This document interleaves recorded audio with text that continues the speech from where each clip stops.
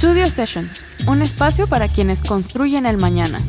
Bienvenidos founders, startups, visionarios, tech builders y entrepreneurs que están redefiniendo las reglas del juego en el Noro y a nivel global. Ideas, capital, desarrollo y tecnología. Todo en un solo lugar.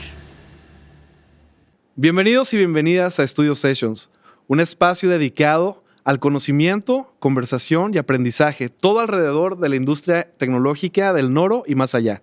Yo soy Oscar Medrano y les doy la bienvenida a nuestro primer episodio de Studio Sessions. El día de hoy traemos un tema que nos compete a todos, la ciencia de datos. Vamos a entender de la mano de nuestros invitados qué onda con la ciencia de datos y por qué tenemos que estar truchas con el tema.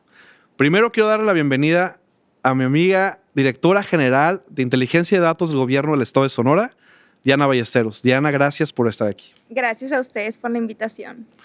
Y por un lado tenemos a un buen amigo, agente de cambio, un impulsador de los talentos jóvenes del Estado de Sonora, representando a la Universidad de Sonora, el coordinador de la Maestría de Ciencia de Datos, el doctor Julio Weisman. Julio. Hola, muchas gracias y muchas gracias a todo el auditorio. Esperemos que tengamos una buena conversación. La vamos a tener. Y yo creo que la mejor forma de empezar, Julio, es que por favor nos platiques un poco más a detalle para aquellos que no somos unos expertos tecnológicos. ¿Cómo jala la ciencia de datos? ¿Cómo funciona? Es muy interesante porque la ciencia de datos es importante desde el punto de vista aplicado. La idea de la ciencia de datos es desarrollar herramientas que ayuden sobre todo a tomar decisiones basadas en evidencia. Que las decisiones que se tomen sean basadas ya sea en tu historial, ya sea en las cosas que han ocurrido, y para eso se necesita tener datos, se necesita adquirirlos, procesarlos, visualizarlos, explorarlos y hacer modelos que nos permitan prever, pronosticar o estimar qué es lo que va a pasar en el futuro para poder tomar las mejores decisiones. Entonces es un área donde se combina el conocimiento científico, pero mucho tiene que ver que esté bien enfocado a resolver un problema real y a generar un beneficio social, económico, organizacional, de cualquier tipo. Ok. Oye, Diana, tratando de entender un poquito mejor lo que menciona Julio, ¿qué ejemplos nos puedes dar donde la ciencia de datos está presente en la vida cotidiana de un usuario normal? Porque, por lo que dice Julio, pues la ciencia de datos ayuda a tomar decisiones y a basar todo nuestro enfoque organizacional desde un hecho comprobable. Pero cuando eres un usuario, ¿dónde estamos ahí metidos con el tema de ciencia de datos? Pues creo que está en todo, ¿no?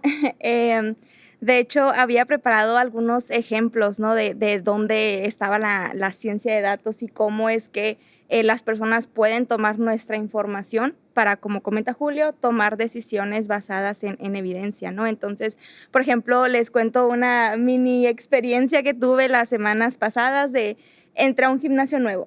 Entonces, al llegar, intenté elegir un plan y empiezan a pedirme información desde mi nombre hasta algún contacto, hasta mi código postal, mi dirección, y luego me pedía fotografías al inscribirme y luego me pedía mi huella. Ya cuando llegué a mi huella dije no. Digo, a mí nunca me gusta afirmar o confirmar que a lo mejor y las grandes empresas que están usando datos para tomar decisiones de verdad están haciendo mal uso de ellas, porque no me gusta confirmar algo que yo no he visto. No estás segura, pues. claro. Ajá. Entonces, pero con mi experiencia, lo que siempre les digo a los que trabajan conmigo es que cuando llega alguien solicitando algo, tú te tienes que poner en sus zapatos y poder identificar qué le vas a ofrecer. Entonces, yo me puse en los zapatos de este gimnasio y digo, oye, o sea, todo lo que puedo hacer con la información que estás solicitando, y ni siquiera te aplica el pedirlo, pues, o sea, porque un gimnasio te debería de pedir biométricos, huellas. Claro. Está impresionante, Claro. ¿no? Y uno a veces piensa, ya no voy a hacer más test de qué tipo de pony eres. Depende de tu signo zodiacal. Soy Pinkie Pie, pero ya no vamos a ver más a detalle esos temas. Pero aparte de eso, por ejemplo, los gobiernos pueden hacer mejores políticas si saben cuáles son los problemas que realmente aquejan. No sé, por ejemplo, el ISSSTE o cualquier sistema de salud, si sabe exactamente la población, cuáles son las principales enfermedades, cuáles son las misiones, cuáles son los datos, se pueden establecer políticas públicas, pero una empresa también, si sabe cómo son sus clientes, puede hacer mejores ofertas, si sabe cómo son sus procesos, puede hacer mejoras. Entonces, y lo que pasa es que ahorita, cada vez más, antes eso nada más lo hacían las grandes compañías transnacionales, y ahorita cada vez más compañías están utilizando sus datos para tomar, no solo las compañías, los gobiernos para tomar decisiones informadas en evidencia, y quien no lo está haciendo ahorita se está quedando atrás. Entonces ya ahorita la ciencia de datos no es una idea que sería muy bueno tenerlo o qué pasa. La ciencia de datos es un presente, ¿no? Las empresas que no se estén alineando a tomar decisiones informadas, basadas en evidencia, y ya no solamente porque yo tengo olfato, yo sé cómo, yo conozco cómo piensan mis clientes, están empezando a quedar atrás, y hay mucho que hacer, mucho que hacer para eso. Y mucho que hacer con regulación, ¿no? Digo, ahorita que mencionas el tema de gobiernos, yo creo que sea muy bueno también saber un poco más a detalle cómo le está ayudando ahorita, hablando de Sonora, ¿no? Ya que estamos ahorita en el Noro, y creo que el gobierno de Sonora ha sido un ejemplo implementando incluso un área dedicada a eso. Eso es poco común a nivel nacional. ¿De qué manera lo estamos haciendo? ¿De qué manera lo estamos aprovechando? Pues mira, ahorita en gobierno, específicamente en la Subsecretaría de Gobierno Digital, a cargo del subsecretario Luis, tenemos dos enfoques, ¿no? Uno que es empoderar en la toma de decisiones con la ayuda de ciencia de datos para el público, y otra es internamente empoderarnos con ciencia de datos para la toma de decisiones. Públicamente tenemos conjuntos de datos que queremos aumentar en los próximos meses para la ciudadanía que sepa procesar la información, ¿no? Y otra cosa que también tenemos pública es que tenemos públicos tableros que, ya contemplamos a las personas que necesitan datos para hacer cosas tanto de algo en la escuela, alguna tesis, para persona que lo quiera explorar para su negocio, pero también para aquellas que no pueden procesar y ni siquiera se han adentrado, ¿no?, al mundo de la ciencia de datos, que son este tipo de análisis que son públicos, que tú puedes entrar y ver un poquito de los temas claves, ¿no?, en Sonora. E internamente estamos empoderando también con el uso de la información entre dependencias, ¿no? Digámosle así. No es útil que tú vayas y consumas la misma información en un sitio público que lo publican cada mes a que te lo comparta tu vecino porque los temas aplican, ¿no? Entonces, estamos empoderando públicamente, pero también con la ciencia de datos para la toma de decisiones. Y más que toma de decisiones, creo que lo que más empodera es lo rápido que puedes tomar decisiones, ¿no? Ahorita, si quieres saber cuánto se gasta de luz en gobierno del estado o en cualquier empresa, negocio, probablemente tengas que hacer llamadas, ¿no?, a la persona de informática o a la persona administrativa, y la persona administrativa se tiene que juntar con 10 personas más para sacar las cuentas contables, pero lo que tratamos de hacer es hacer estas herramientas de datos que con cuestión de un clic o cuestión de filtros tú puedas obtener la información al instante. Me queda claro como que la usabilidad, y me queda claro que hay una brecha todavía, ¿no? O sea, creo que tenemos que conectar esta información, ahorita hablando específicamente de este ejemplo, conectar esta información y este aprovechamiento con herramientas que realmente sean utilizables por usuarios comunes, ¿no? O por tomar una decisión, o incluso un emprendedor, ¿no? Yo me acuerdo muy bien cuando estuvimos revisando el tema del Datatón organizado por ustedes el año pasado.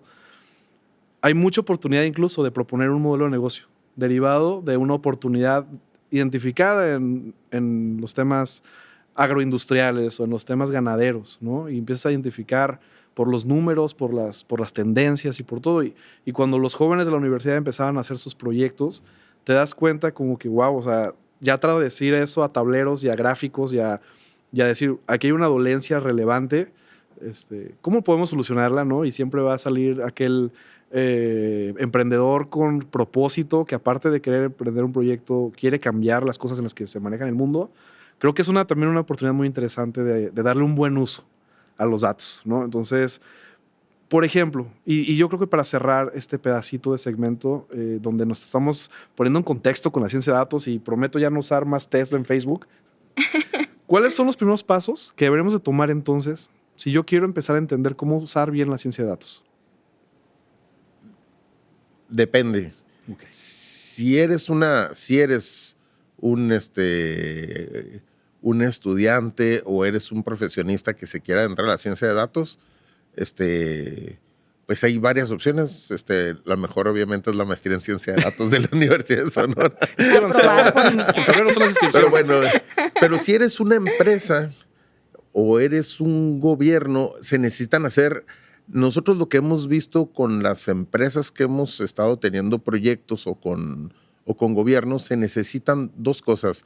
La primera es que si no tienes buenos cimientos, la casa se construye toda chueca, ¿no? Se paga lo que se llama la deuda técnica. Okay. Y entonces lo que necesitas hacer es tener un buen sistema de ingeniería de datos donde se almacenen los datos correctamente, donde almacenes el dato que viene, el más confiable, y donde le apliques filtros de calidad del dato, que tú estés seguro que tu dato es confiable. ¿Cómo funciona esto? ¿En dónde lo haces? Por ejemplo, yo busco un experto en datos y le digo, ayúdame a organizar mi bodega que tengo un caos, ¿no? Uh-huh. ¿Cómo lo hacen? ¿Dónde lo están implementando? Lo primero que hacen es, por ejemplo, si tú dices, bueno, tengo un negocio, tengo datos que vienen de vendedores, tengo datos que vienen de producción, tengo datos del almacén. ¿Cómo junto todos esos datos y los pongo en un almacén de datos, en un data warehouse? ¿Y cómo busco que el dato sea el dato que se generó con la información original y que no sea el dato que viene del departamento de ventas, que ya pasó por 3 Exceles y que cada Excel tiene sus propias reglitas y que cada quien lo modificó, y que todos esos cambios se hagan programados, ¿no? Y todo eso se hace utilizando unas cosas técnicamente se llaman ETL, por extraer, transformar y cargar, ¿no? ETLs, ¿no? Es que queden muy claras las reglas. Y otra parte es la gobernanza de datos. ¿Quién tiene derecho a ver un dato? ¿Quién tiene derecho a procesarlo? ¿Quién tiene derecho a agregarlo? ¿Y quién tiene derecho a borrarlo, ¿no? Y que las reglas estén claras para todos. Porque si eso no funciona, después de eso, los análisis que tú hagas de tus datos, esto es, si tú lo que tienes es basura, lo que sale es basura, ¿no? Entonces necesitas que estén muy claros. Pero al mismo tiempo necesitas lo que se llaman los small wins para mostrar que es importante hacer esto. Entonces casi siempre la idea es empezar con unos buenos fundamentos, una buena ingeniería de datos, para ya pensar en hacer análisis, hacer modelos, hacer predicciones, pero al mismo tiempo hacer un poquito, por ejemplo, de análisis exploratorio de datos. Muchas veces con simplemente hacer tableros, con análisis de datos exploratorios, con mostrar distribuciones, ya los tomadores de decisiones ven cosas y interpretan cosas que no habían visto porque no habían visto sus datos de esa manera, ¿no? Y esos son pequeños, los small wins, que hacen que en general en las empresas digan, mira, esto ya lo estoy viendo, esto ya me está sirviendo, entonces tengo más motivaciones para seguir, ¿no?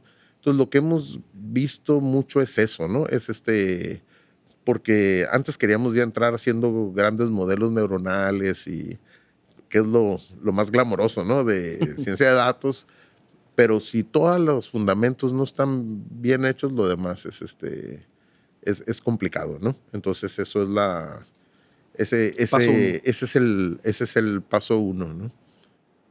Julio, te toca trabajar mucho con el futuro de aquellos expertos en ciencia de datos.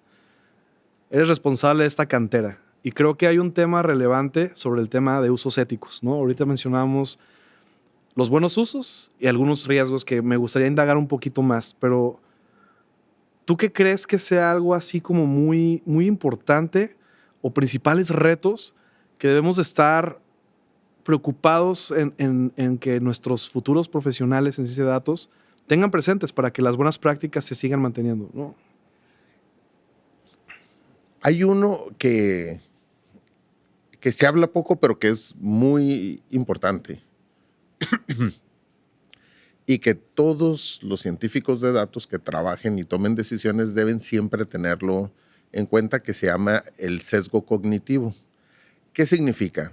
Significa que a lo mejor tú tienes científicos de datos que están siendo éticos, que trabajan de forma ética, que hacen modelos para la ayuda a la toma de decisiones completamente éticos, pero esos modelos se alimentan de datos que provienen de esta sociedad. Y nosotros vivimos en una sociedad machista, sexista, racista, misógina y clasista. Y entonces nuestros datos, los datos de esta sociedad, son misóginos, son homófobos, son sexistas, son clasistas. Si tú haces un sistema, esto es muy famoso, el sistema que desarrolló Amazon para contratación de gente a nivel los gerencial. Filtros, ¿no? Que estaban utilizando cuando recibían los CVs. Ajá. Y entonces resultó que los CVs que tenían nombre de hombre eran los que pasaban para los puestos más altos y filtraban los de mujeres, porque nuestra sociedad, típicamente los puestos gerenciales son hombres, ¿no? Entonces, nosotros como científicos de datos tenemos que estar luchando en contra e identificando esos sesgos que ya trae los datos, sobre todo cuando hablamos de datos sociales, ¿no? Entonces por ejemplo, en Estados Unidos había un banco que para el otorgamiento de créditos se veía que si tú ponías exactamente la misma información y a la hora de seleccionar raza ponías caucásico o ponías latino, era la diferencia en que te dieran un crédito o no.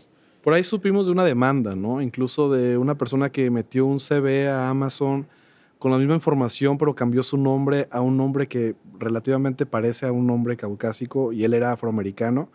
Y cuando metió los datos como caucásico, automáticamente ya fue llamado a entrevista.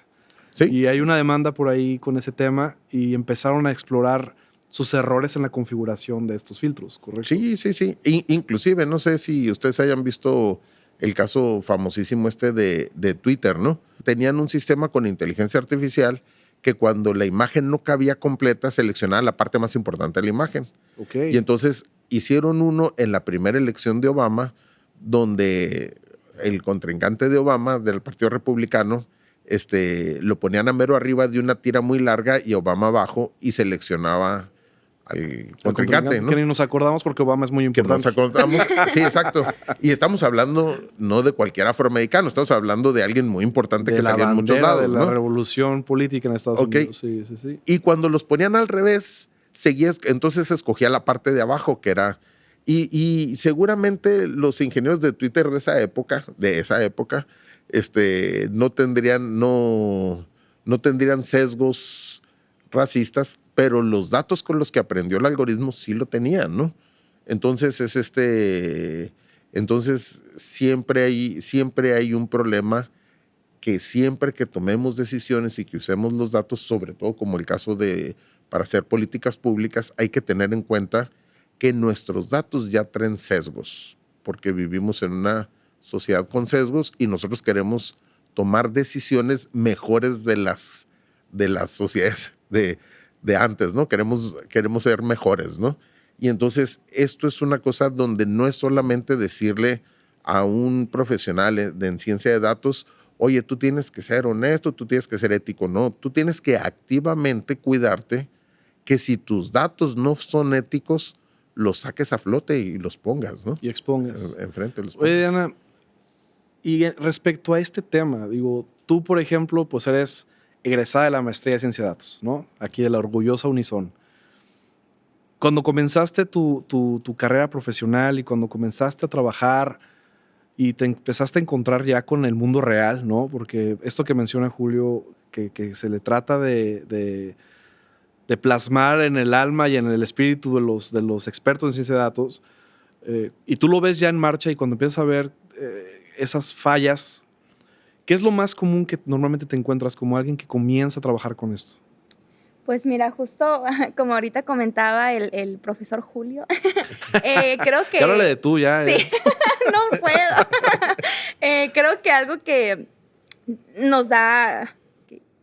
Creo que un error que cometemos mucho es que pensamos en matar moscas con bazucas, ¿no? Y fue algo que esa frase la mencionaban mucho en la universidad, que a veces salimos pensando que tenemos que implementar cosas bien complejas, y yo siempre lo he dicho, e incluso en la conferencia que me invitaron a dar, el tema era inteligencia artificial, pero terminé hablando de cómo el hacer el uso básico de datos con sumas y restas, y a veces una gráfica histórica te va a mostrar más que implementar algo muy complejo, ¿no? Entonces, algo que salimos pensando es que tenemos que implementar cosas muy complejas para resolver algo muy sencillo o resolver alguna situación que tienes, ¿no? Y la realidad es que no, es que mejor nos tenemos que enfocar en ver cuál es la situación, entenderla antes de implementar algo, porque terminamos implementando algo muy tecnológico, digámosle así, pero al final no sabemos ni cómo funciona, ¿no? Pero pues lo hicimos.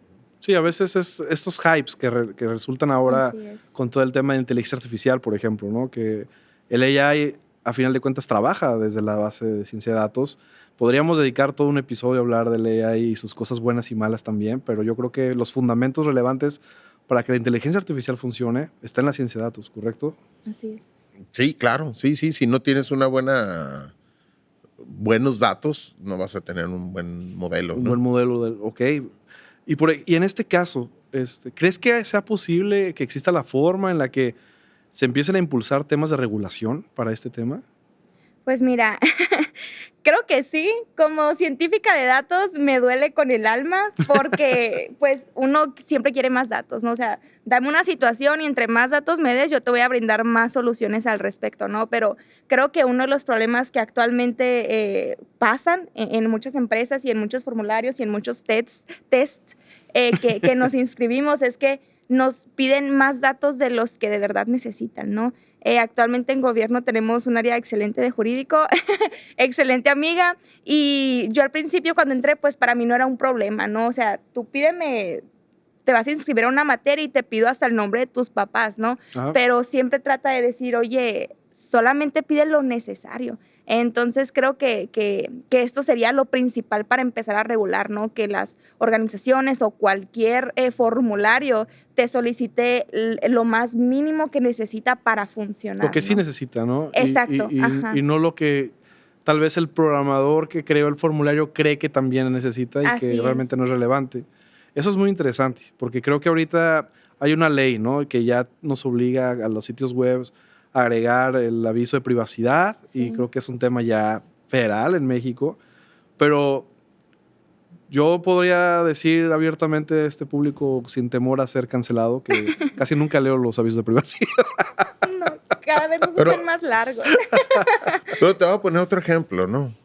Te dicen, abres una cuenta, por ejemplo, vamos a poner, Cualquier red social. de Google o de cualquier red social, y te dicen, mira, podemos usar tus datos para efectos de agregación, vamos a leer todos tus mails, pero los vamos a leer nada más para efectos de agregación, sea lo que signifique eso, ¿sí? Los vamos a usar para entrenar nuestros modelos, los vamos a usar para todos tus datos, y tú tienes que aceptar.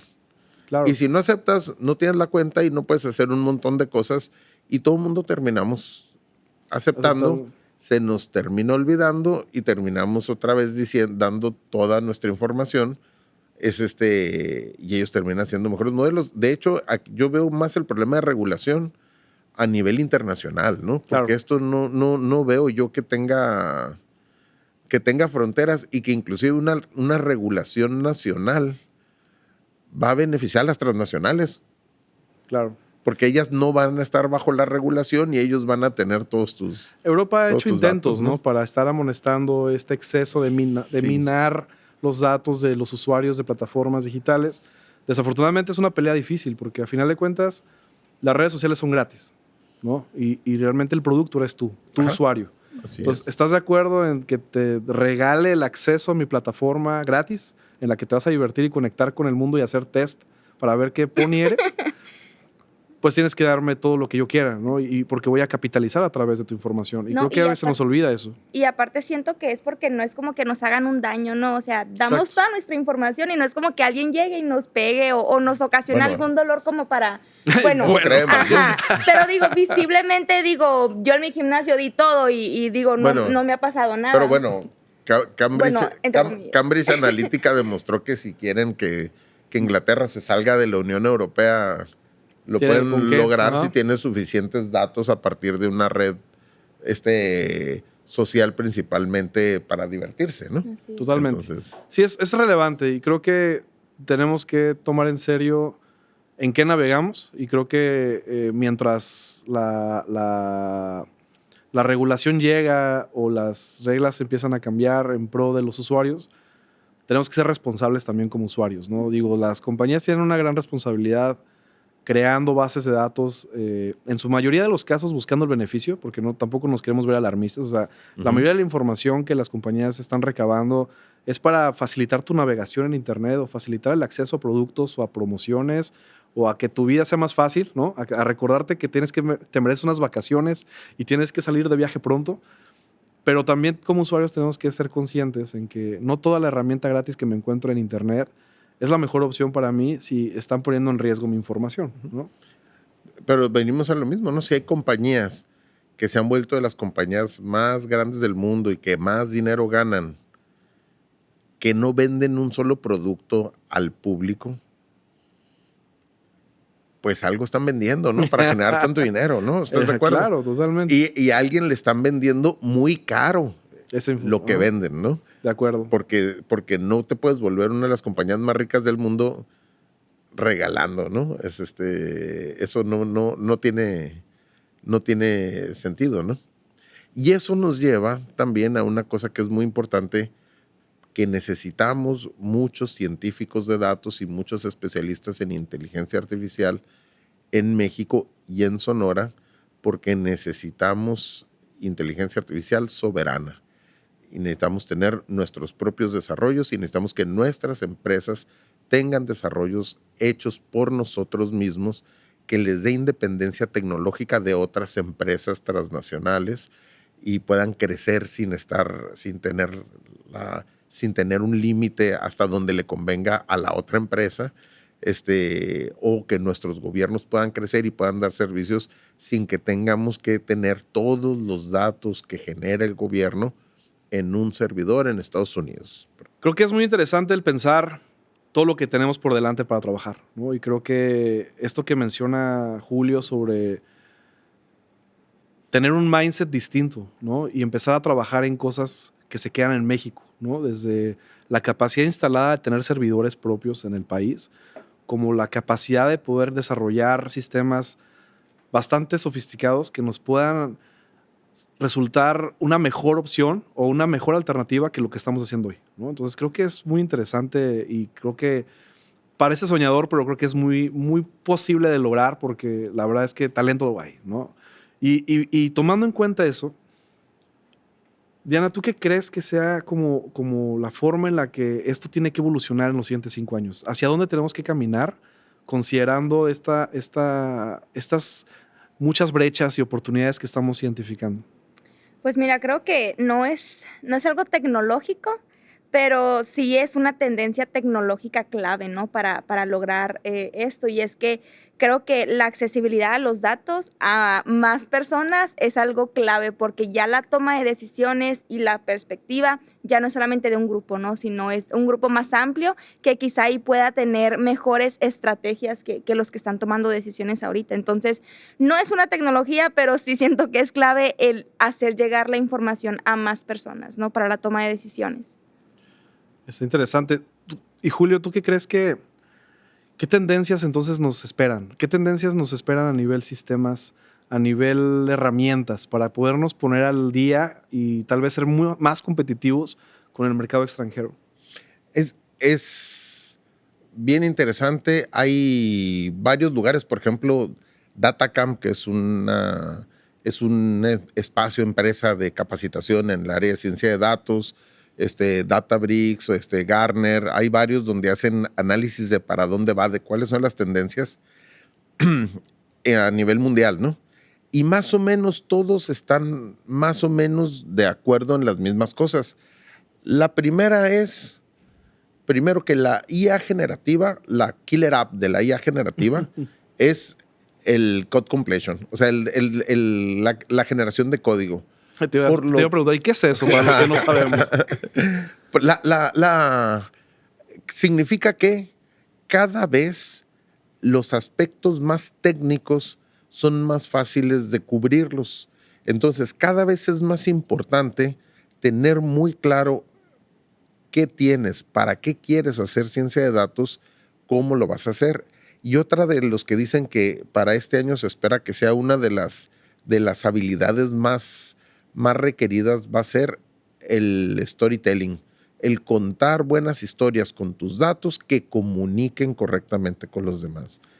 Y entonces, otra cosa que están viendo es que cada vez las modelos de IA generativa, los modelos LLM, que están haciendo cada vez más cosas, están llegando a un momento donde cada nuevo modelo, ya no hay tanto paso de diferencia respecto al anterior, ya se está empezando a estabilizar.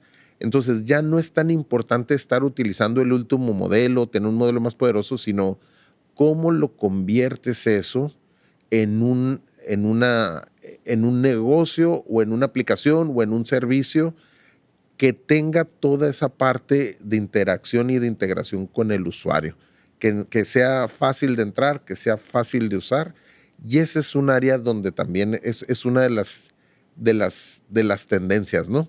Dejar de estar preocupado tanto por tener el modelo de lenguaje más grande. Yo creo que nosotros ahorita a nivel país nos deberíamos preocupar mucho en tener un modelo de lenguaje abierto, libre, desarrollado en México.